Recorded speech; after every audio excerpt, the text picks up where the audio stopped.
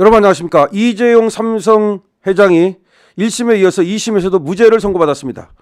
1심에서 무죄가 선고된 이재용 삼성전자 회장의 부당 합병 회계부정 혐의 항소심 결과가 나왔습니다. 이번에 무죄를 선고받았습니다.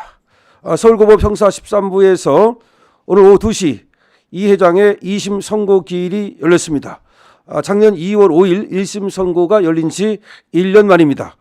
서울고법 형사 13부는 백강진, 김선희, 이인수 부장판사가 심리를 맡고 있는데요. 오늘 오후 2시 재판이 시작이 돼서 이번에 무죄가 선고가 됐습니다. 이 회장을 비롯한 삼성 임직원은 2015년 제일모직과 삼성물산 합병 과정에서 최소 비용으로 경영권을 안정적으로 승계하고 지배력을 강화할 목적으로 사내 미래 전략실이 추진한 각종 부정거래와 시세 조종, 회계 부정 등에 관여한 혐의로 2020년 9월 기소가 됐습니다. 그리고 서울중앙지방법원 형사합의 25-2부는 지난해 2월 1심 판결에서 이 회장의 19개 혐의를 전부 무죄로 판단해서 이 회장 등 기소된 전원에게 무죄를 선고한 바가 있습니다. 다시 한번 말씀드립니다. 이재용 부당합병 회계부정 혐의 항소심 선고에서 1심에 이어서 이재용 회장이 무죄를 선고받았습니다. 이거 참 삼성이 어려운 때 삼성으로서는 정말 안도할 수 있는 그런 무죄라고 생각이 되는데요. 이렇게 되고 나면 참 죄도 아닌 것을 가지고 그렇게 몇 년씩이나 수사하고 또 1심하고 또 2심 하면서 끌려다녔다는 것이 참으로 삼성 입장에서는 야속할 수 있겠고요. 물론 뭐 잘못이 있다면 또 그에 대한 처벌을 하는 것은 법치국가에서 맞지만 이렇게 무죄 나올 것을 왜 검찰에서는 그렇게 계속해서 또 항소를 했나라고 하는 의혹도 좀 있고 그런 어떤 비난도 나올 것 같습니다. 검찰에 대한 비난도 나올 수밖에 없는 상황이 됐다고 봅니다. 이재용 항소심은 삼성물산과 제일모직의 합병 보고서 조작으로 보기 어렵다라고 하는 판단을 했는데요. 오늘 서초구 서울중앙지방법원에는 이재용 삼성전자 회장이 출두를 했고요. 그래서 경영권 불법 승계 의혹 그리고 자본시장과 금융투자업에 관한 법률 위반 등이 있는지를 밝혔습니다마는 결국은 다시 무죄가 1심에 이어서 선고가 됐습니다. 재판부는 삼성물산과 제일모직 합병 보고서가 허위라고 보기 어렵다라고 판단했습니다. 이것은 1심에서도 쟁점이 됐던 것인데요. 과연 이 허위로 자기가 이익을 얻기 위해서 이재용이가 말하자면 삼성물산과 제일모직의 합병 비율에 어떤 가짜로 가공을 해가지고서 국민들을 속이고 투자자들을 속인 것인지 일반을 속인 것인지 그것이 문제가 된 겁니다. 그런데 여기서 이걸 허위라고 보기가 어렵다라고 판단했다는 얘기죠.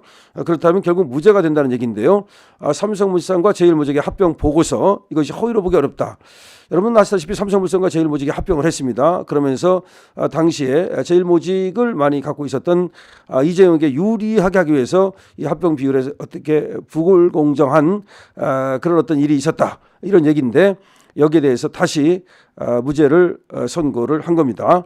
자, 이재용 이렇게 되면은 날개를 좀 달지 않나 싶고요.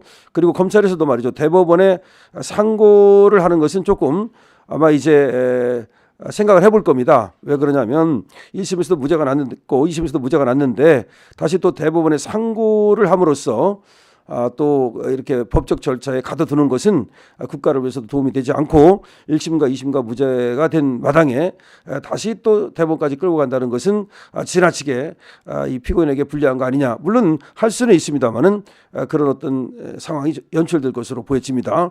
이재용 삼성전자 회장은 부당합병과 회계부정 의혹 등으로 2020년 9월 재판에 넘겨졌고요. 이 회장이 지난 2015년 자신이 최대 주주로 있던 제일모직의 주가는 띄우고 삼성물산 주가는 낮춰서 부당한 방식으로 합병을 했다는 거죠.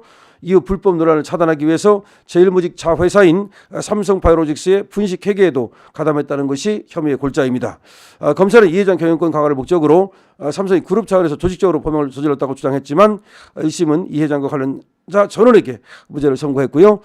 그런 1심이 타당한지 맞는 것인지 여부를 2심에서 다시 다투었습니다마는 2심에서도 1심과 마찬가지로 이 회장에게 무죄를 선고하는 지금 판결을 했습니다. 자, 여러분 삼성이 지금 상당히 위기에 있다는 것을 여러분들은 알고 계십니까? 반도체가 그냥 뭐 삼성이 무조건 1등 하는 것으로 알고 있지만 사실은 그렇지 않습니다. 지금 반도체도 미국의 압박이 커지고 있고요. 오히려 미국에다가 삼성전자 반도체 공장을 세우라고 하는 사실상의 압박을 받아서 삼성이 또 많은 투자를 하기도 했습니다. 그러니까 우리나라에서 반도체를 만들어 가지고서 미국에 팔아먹는 것이 점점 어려워지고 있다는 것이죠. 그런데 삼성도 말이죠. 우리나라에서 반도체를 만들어야 고용을 창출할 수 있고 여기다 세금도 내고 그런 건데 이 삼성전자가 말만 우리 삼성전자지 미국에 공장을 세워서 미국에서 세금 내고서 미국 종업원을 쓴다면 과연 이것이 우리한테 얼마나 도움이 되겠는가라는 것입니다. 그럼에도 불구하고 지금 반도체의 굴기를 내세우고 있는 중국과 반도체 굴기를 다시 또 이제 내세우려고 하는 미국이 이 반도체에 대해서 하나의 군사적인 어떤 목적성을 띠면서 상당히 자기 자국 내 이런 반도체 산업을 키우려고 하고 있지 않습니까? 그러니까 반도체는 단순한 전자산업이 아니라 군사산업 이것과 관련돼 있다고 보는 겁니다. 그렇기 때문에 자국 내 반도체 기업을 키우겠다는 생각이 트럼프는 굉장히 강하죠. 그러다 보니까 삼성이 자꾸 어려워지고 있는 것이 있고요. 또 하나 삼성에서 팔고 있는 이제 스마트폰인데요. 삼성은 반도체하고 스마트폰 아닙니까? 이 스마트폰도 역시 말이죠. 미국의 애플이 엄청 많이 따라왔어요. 한때는 우리 삼성이 거의 석권을 했습니다만은 지금 애플하고 18% 세계 점유율이 비슷하다는 지금 얘기가 나오고 있고요. 그 다음에 중국의 샤오미라고 있죠. 중국의 샤오미가 14%를 갖다가 지금 차지할 정도로 엄청나게 따라왔습니다. 더군다나 중국 사람들은 말이죠. 이 샤오미를 쓰든지 아니면 애플을 쓰기 때문에 이 삼성전자 갤럭시를 쓰는 사람이 1%도 안 된다는 거죠. 중국 시장을 우리가 놓치고 있다는 것도 있고 상당히 좀 어렵습니다. 그러니까 반도체도 우리가 정말 바짝 정신 차리지 않으면 반도체 1위라고 하는 것이 쉽지 않을 것으로 보여지고요. 그 다음에 또 스마트폰은 우리나라에서는 삼성전자만이 만들고 있습니다. 그런데 중국 같은 데는 샤오미 말고도 다른 업체들까지 있거든요. 그래서 중국이 샤오미를 비롯해 가지고 다른 업체들까지 합치면 30%의 세계 시장을 지금 점유하고 있다는 겁니다. 그런데 삼성은 18%의 세계 시장만 점유하고 있죠. 벌써 점유율을 따지면 중국이 떨어졌습니다. 그런 어떤 상황인데 이번에 이재용 삼성전자 회장이 다시 항소심에서도 무죄를 선고받음으로써 앞으로 좀 삼성이 세계로 뻗어나가는데 좀 이제 장애가 제거되기를 바랍니다.